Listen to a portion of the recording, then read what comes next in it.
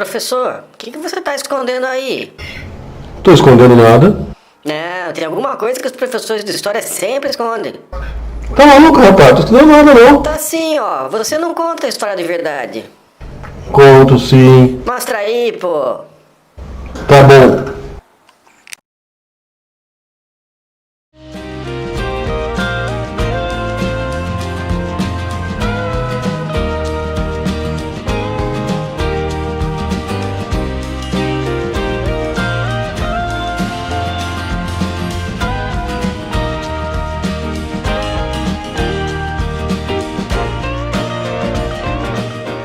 Tem uma mitologia, meio que desde sempre, que diz que o professor de história está sempre escondendo alguma coisa.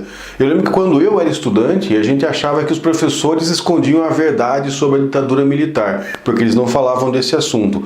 Atualmente é muito mais comum as pessoas acharem que o professor de história está escondendo algumas verdades sobre acontecimentos que a direita gostaria que fossem evidenciados. Mas o fato, gente, é o seguinte: por que o professor de história não ensina tudo? A pessoa vai ler um livro, vai ver um vídeo na internet, vai pegar um livro, sei lá, de um guia politicamente errado de não sei lá o quê, e fala, nossa, mas isso meu professor não ensinou. Ele deve estar escondendo alguma coisa.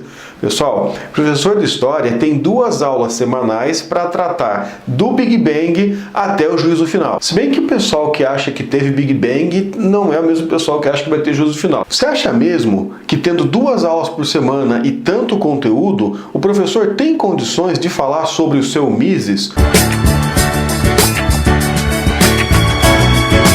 Ou sobre os espiões tchecos que fizeram a ditadura no Brasil?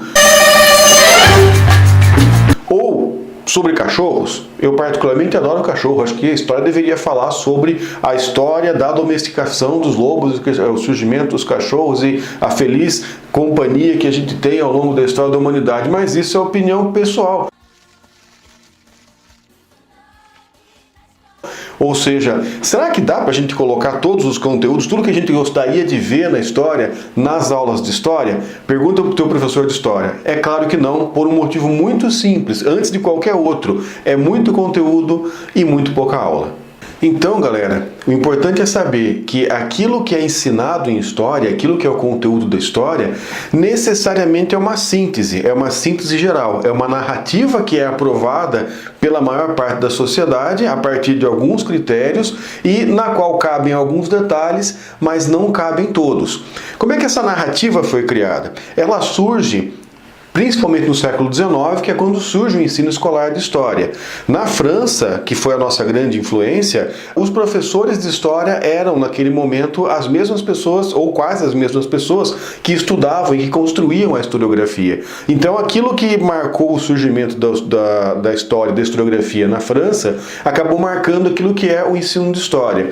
No Brasil, nessa época, era tão pouca gente que tinha acesso aos conteúdos e à própria escola, que acabou acontecendo que eles estudavam em livros escritos em francês, ou seja, pouquíssima gente sabia ler e menos gente ainda sabia ler em francês. Era esse pessoal que estudava história. Então aquilo era muito restrito. Só que isso, como foi a origem, virou quase que um código genético. E até hoje, por mais que você tenha assim, discussões gigantes, geoméricas, grito, dentada, ameaça de morte, você não consegue, né, por mais que a gente se esforce, os historiadores entre si não conseguem chegar a um acordo para mudar esse padrãozão, esse grande código genético. Então, as coisas vão mudando de uma forma mais lenta por um processo que é chamado por alguns estudiosos de tradição seletiva. Ou seja, muda a sociedade, mudam os grupos que predominam e que exigem ser representados no ensino, mudam as discussões pedagógicas, aquilo que se acha, né, em termos educacionais, que é mais correto para a aprendizagem. Algumas ideias são deixadas para trás, outras ideias surgem, muda a discussão entre os historiadores.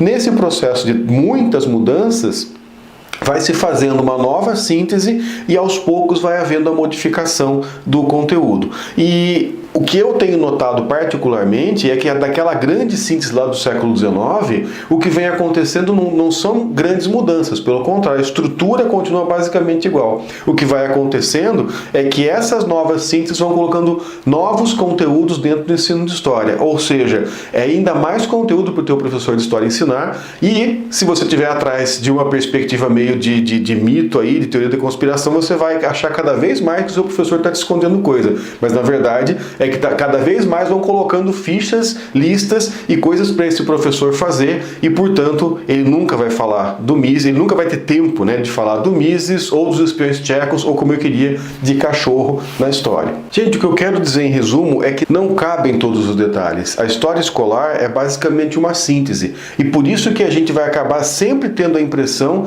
de que alguma coisa não foi ensinada. Lógico, muitas coisas não foram ensinadas porque não cabe tudo nessa síntese. Essa síntese pode variar, mas essa variação acontece dentro de determinados limites. Que limites são esses? Primeiro, a lei, no caso a Constituição brasileira, principalmente a Lei de Diretrizes e Bases da Educação Nacional, e a referência científica, ou seja, eu não posso falar alguma coisa que está fora da Constituição, né, que a Constituição não permite, que o ordenamento jurídico brasileiro não permite, e não posso falar alguma coisa que não tem base no conhecimento histórico. Então, por exemplo, eu não posso fazer propaganda a favor do nazismo, não posso fazer propaganda nazista na aula de história, porque a nossa Constituição não permite, ela proíbe esse tipo de coisa. Posso falar que é a favor da tortura, que é isso mesmo, tem que torturar porque alguma coisa errada fez? Não posso, porque a nossa Constituição não permite tortura e não permite apologia, quer dizer, defesa de crime. Então não dá para falar isso também. Temos que reter isso aí. Eu posso ter alguma variação nessa síntese, quer dizer, o professor tem um pouquinho de margem de manobra, só que ele não pode fugir nem da história, né, do conhecimento histórico, da validação científica, nem da lei. Por isso que eu não posso levar, por exemplo, tem um vídeo antigo aqui do canal, vou colocar o card aqui, um dos primeiros vídeos, não posso colocar o Olavo de Carvalho em sala de aula, porque ele é um polemista, ele não tem sustentação nenhuma no campo da ciência, no campo da historiografia, no campo da educação. Eu não posso levar o guia politicamente errado da história do Brasil, porque exatamente por isso, ele não tem nenhuma sustentação científica. Ele faz um simulacro, né? A pessoa distraída parece que olha aquilo e fala, nossa, isso parece ter base científica, mas na verdade ele está contornando a historiografia para dizer o que ele quer e não aquilo que os autores estão informando para ele. Eu vou botar um outro vídeo aqui, que eu já fiz propaganda dele, sobre como que é do ICLES, né? Do canal Leitura Obriga História, que fala sobre como que o guia politicamente incorreto é incorreto ao lidar com a historiografia da escravidão. Ele pega só um fator que é a escravidão, mas você tem vários outros estudiosos que vão demonstrando que ele conseguiu sistematicamente errar. Errar não é ruim, gente. Errar todo mundo erra. Agora, quando você erra, você comete sempre o mesmo erro para favorecer o teu ponto de vista, aí já é outra coisa, né? Aí já é distorção mesmo.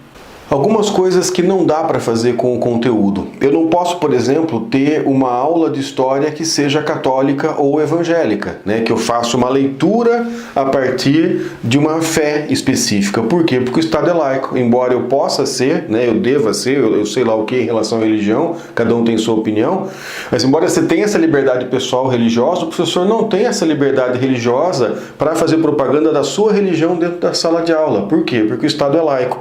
Eu não posso ter uma aula de esquerda ou uma aula de direita, por mais que o professor seja ou deva ser, ou sei lá, né, conforme a sua opinião em relação à política, ele não pode dar uma aula de esquerda ou de direita. Por quê? Porque o fato do Estado ser laico não significa só uma posição em relação à religião. Significa também que o Estado é suprapartidário. Quando o professor está na sala de aula, ele está representando exatamente o Estado democrático de direito. Então, por mais que ele tenha uma ideologia, ele deve ter uma perspectiva de dar conta dessa narrativa geral do Brasil e não da opinião particular dele. Então ele não vai pegar e levantar, por exemplo, ele não vai nem ensinar aquilo que o Kim Kataguiri quer. Na Primeira Guerra Mundial, o próprio Marx percebeu. Nem o que o Jones Manuel acha que tem que ensinar. Você sabia que isso aconteceu? Você já ouviu falar dessa invasão no Panamá? Provavelmente não, né? Da mesma forma, não dá para ter uma aula ou um livro didático que seja baseado em decoreba, de data, nome, fato, porque isso é não só historiograficamente, como pedagogicamente superado. E aí o Estado, quando propõe, né, os governos, quando propõem o que deve ser ensinado e como que deve ser ensinado, vai acabar estabelecendo alguns critérios que estão sustentados tanto na historiografia quanto nas contribuições que a pedagogia, que as ciências da educação trouxeram. E é por isso que os programas de livro didático públicos, eles fazem também essa seleção, né, em termos de conteúdo, método, historiografia, mas também de metodologia do ensino. Então é assim que se constituem os conteúdos, né? Os conteúdos não são aquilo que o professor quer ensinar, não são aquilo que o professor quer esconder, mas são aquilo que deriva desse processo de tradição seletiva, né? Que é um conceito que significa que conforme as coisas vão mudando, como eu já falei, elas vão se adaptando e vão transformando aquilo que é ensinado, num processo que é muito mais lento do que a gente gostaria, mas é o processo como as coisas vêm acontecendo. Se esse vídeo fez sentido para você, não esqueça de deixar aqui a tua curtida. Se você acha que pode ser útil para alguém ou para algum grupo entender melhor essa discussão toda, manda no WhatsApp para a pessoa, compartilha com as pessoas que você conhece, nos grupos que você acha legal. Não esqueça de clicar no sininho para receber as notificações se você gostou desse conteúdo e quer se inscrever no canal e acompanhar. E era isso, pessoal. Muito obrigado e até a próxima.